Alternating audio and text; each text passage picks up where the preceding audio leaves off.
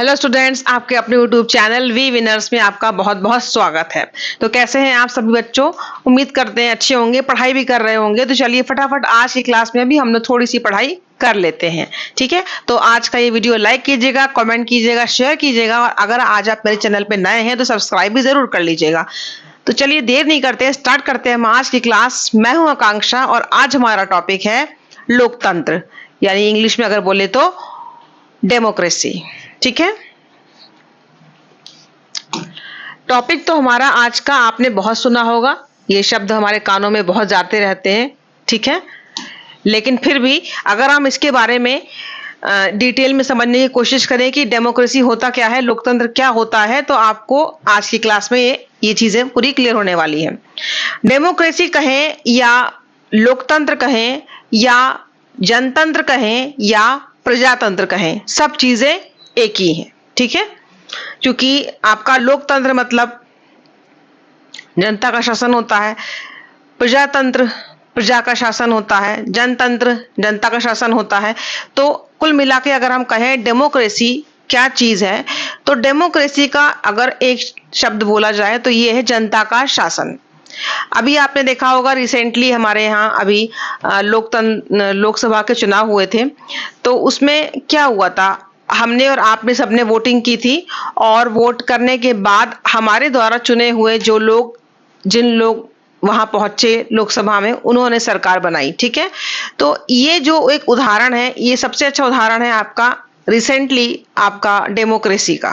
ठीक है, तो आइए देखिए डेमोक्रेसी डिटेल में क्या है। देखिए लोकतंत्र, ठीक है, लोकतंत्र आपका प्रजातंत्र भी हो जाएगा, प्रजातंत्र भी यही चीज है। ठीक है, और जनतंत्र भी यही सही चीज है।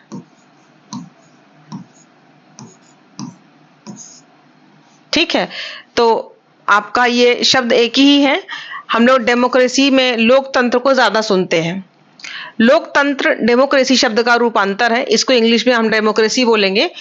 डेमोक्रेसी ये एम है आपका। शब्द की उत्पत्ति ग्रीक भाषा के दो शब्दों, ये ग्रीक भाषा से बना हुआ है, डेमोस प्लस क्रेटिक, यानी कि डेमोस और क्रेटिक से मिलकर बना है। डेमोस का अर्थ है शक्ति और क्रेटिक का अर्थ है जनता।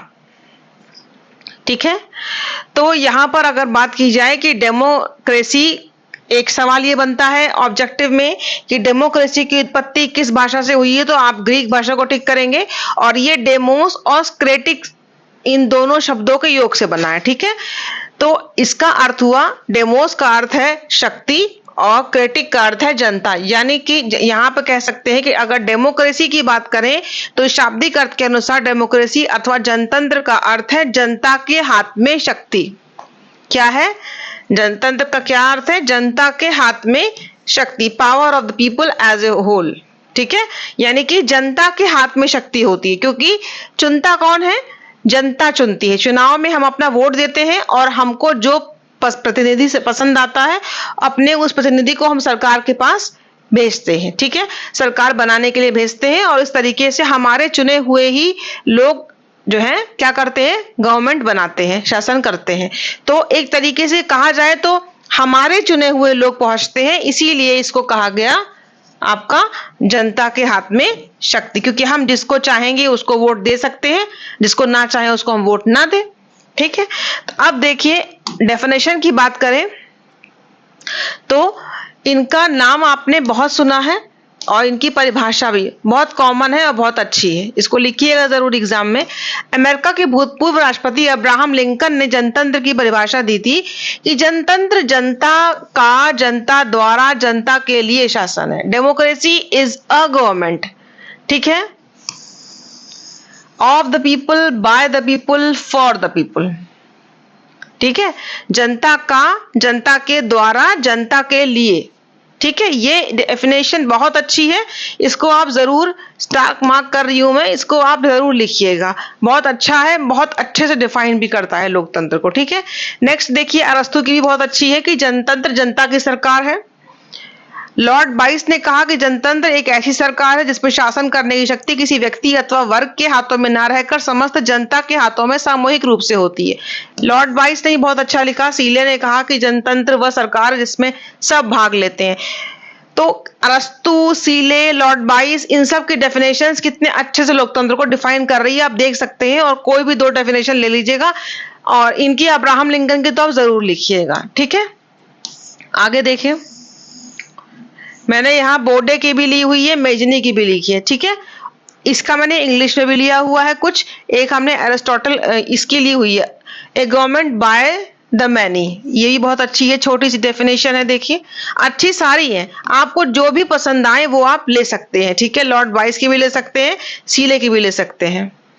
Democracy is a government in which everybody has to share. ठीक है, तो इसका स्क्रीनशॉट आप ले लीजिएगा, जो आपको अच्छी लगे आप लिख दीजिएगा एग्जाम में जरूर से जरूर। अब आगे देखिए, लोकतंत्र के मूल सिद्धांत।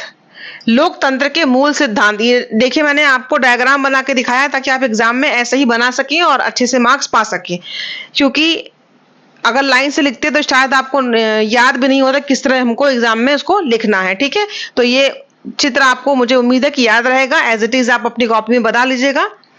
लोकतंत्र के मूल सिद्धांत यानी कि main basic principles of democracy की अगर बात की जाए तो इसके 4 सिद्धांत है, ये आपको याद रखना है। स्वतंत्रता, समानता, बंधुत्व, न्याय, ये 4 है और बहुत इजी भी है, इसमें कोई टेक्निकलिटी नहीं है। स्वतंत्रता, समानता, बंधुत्व, न्याय, फ्रीडम, इक्वालिटी, फ्रेटर्निटी और जस्टिस। ठीक है, स्वतंत्रता की बात कर लेते हैं। तो स्वतंत्रता का मतलब आपको पता है, लेकिन स्वतंत्रता का मतलब होता है हर व्यक्ति को अपने हिसाब से जिंदगी जीने का, बोलने का, विचार करने का जो एक स्वतंत्रता होती है वो होती है। लेकिन स्वतंत्रता का मतलब ये नहीं है कि आप कुछ भी बोलेंगे, ऐसा नहीं होता है। स्वतंत्रता का मतलब सही चीज की स्वतंत्रता। अगर आप गलत हैं तो आपको स्वतंत्रता नहीं है। ठीक है, तो अगर आप सही हैं कानून के तहत या सब चीजों के सामाजिक तौर पे हर तरह से सही है तो आपको अपने विचार व्यक्त करने की, अपना जीवन जीने की स्वतंत्रता होती है। समानता की बात करें तो यहाँ पर यह बात की जाती है कि हर व्यक्ति को, चाहे वो किसी भी धर्म का हो, जाति का हो, लिंग का हो, उसके साथ कोई भेदभाव नहीं किया जाता है। सबको अपने व्यक्तित्व के विकास के समान अवसर मिलते हैं। ठीक है, बंधुत्व की बात करें, फ्रेटर्निटी की बात करें तो ये सिंपल सी भाईचारे की बात करते हैं, मेलजोल की बात करते हैं कि यहाँ पर सभी व्यक्ति एक दूसरे के साथ मिलकर चलते हैं। ये लोकतंत्र का एक बहुत ही अच्छा सिद्धांत है, क्योंकि यहाँ पर सब मिलकर चलते हैं और एक दूसरे की हेल्प भी करते हैं, कंधे से कंधा मिलाकर भी चलते हैं। ठीक है, तो यहाँ पर मेलजोल और भाईचारे का कंसेप्ट आता है। जस्टिस की बात करते हैं, न्याय की बात करते हैं तो यहाँ ये कह सकते हैं आपकी कानून की नजर में हर व्यक्ति समान है और किसी भी जाति के, किसी भी लिंग के या किसी भी प्रकार के भेदभाव इसमें नहीं होता। आपको जस्टिस सबको मिलता है। ठीक है, कोई भेदभाव कानून की नजर में किसी व्यक्ति के साथ नहीं किया जाता। तो स्वतंत्रता, समानता, बंधुत्व, न्याय, ये चारों इसके मूल सिद्धांत है। इसको आप एज इट इज कॉपी में बनाइएगा और किसी और तरह चाहे तो बना लीजिएगा। नहीं समझ में आता तो इसका स्क्रीनशॉट लीजिए, एज इट इज बनाइएगा। एग्जाम में आपको लोकतंत्र को डिस्क्राइब करने के लिए बहुत अच्छे पॉइंट्स इसमें आपको मिलेंगे। ठीक है, आगे देखिए, जनतंत्र के मूल्य। इसके बाद आपको जनतंत्र में कोई कंफ्यूजन नहीं रह जाएगा। जनतंत्र की बात करें तो जनतंत्र के वैल्यूज क्या होते हैं। देखिए, जनतंत्र में व्यक्ति का आधार, रिस्पेक्ट ऑफ द इंडिविजुअल। ठीक है, रिस्पेक्ट ऑफ द इंडिविजुअल, व्यक्तित्व का सम्मान होगा, ये सम्मान कर लीजिएगा।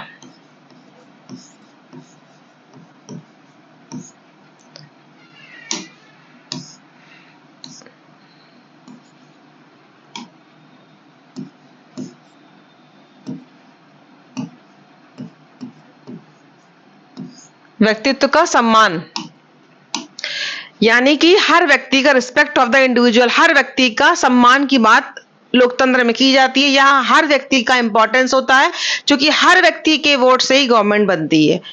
ठीक है, तो हर एक व्यक्ति जो आप लोकतंत्र में देश का नागरिक होता है उसका महत्व होता है, कि उसके रिस्पेक्ट, हर तरीके से उसका सम्मान किया जाता है। ठीक है। सहनशीलता, टॉलरेंस होता है। सहनशीलता का मतलब ये होता है कि कुछ भी हो, कोई भी चीज हो, क्योंकि यहाँ पर लोकतंत्र में हर व्यक्ति को अपनी बात कहने का अधिकार होता है, हर तरह सोचने का अधिकार होता है। तो कभी कोई प्रॉब्लम या कुछ ऐसा मुद्दा आता है जो धर्म से जुड़ा हो या किसी चीज से जुड़ा हो, तो सहनशीलता होनी चाहिए। ठीक है। और ये इसके जनतंत्र के वैल्यूज हैं, सहनशीलता होती है व्यक्ति में। ठीक है। परिवर्तन में विश्वास, बिल्कुल कोई भी चीज जो सबके भले के लिए होगी, तो इस तरह के परिवर्तन में विश्वास लोकतंत्र में किया जाता है, क्योंकि लोकतंत्र में सबके भले के लिए ही बात की जाती है, क्योंकि जनता ही चुनती है, जनता ही के विचार जो है एक तरीके से जो है गवर्नमेंट में आते हैं। ठीक है। समझाने बुझाने के द्वारा परिवर्तन, यहाँ पर हर चीज को जबरदस्ती नहीं बल्कि समझाने के द्वारा कोई भी चेंज लाया जाता है तो समझा बुझा करके। ठीक है। सेवा, सेवा का भाव तो होता ही है लोकतंत्र में। ठीक है। क्योंकि यहाँ पे जनता के द्वारा लोग चुन के जाते हैं, तो जनता के सेवा के लिए ही कार्य करते हैं। व्यक्तिगत तथा सामाजिक उन्नति, जो लोग जाते हैं वो व्यक्तिगत और सामाजिक उन्नति, यानी कि जो भी हमारी सोसाइटी है उसके क्या करते हैं, प्रोग्रेस के लिए काम करते हैं। तो अगर आप देखें कि व्यक्ति का सम्मान, सहनशीलता, परिवर्तन में विश्वास, समझाने बुझाने के द्वारा परिवर्तन, सेवा और व्यक्तिगत तथा सामाजिक उन्नति, ये जनतंत्र के मूल्य हैं आपके। इसके अलावा ये हो गए आपके जनतंत्र के मूल सिद्धांत हो गए। ठीक है। तो इस तरीके से आज के आपने टॉपिक में आपने देखा कि जनतंत्र या लोकतंत्र या प्रजातंत्र क्या चीज है। ठीक है। इसके मूल सिद्धांत क्या है और इसके मूल्य क्या है। तो जनतंत्र एक तरीके से कहा जाए सिंपल सी भाषा में, जनता का शासन होता है। और इस तरीके से आपने इस टॉपिक को आज उम्मीद करते हैं अच्छे से समझ लिया होगा। मिलते हैं नेक्स्ट वीडियो में नेक्स्ट टॉपिक के साथ। जय हिंद।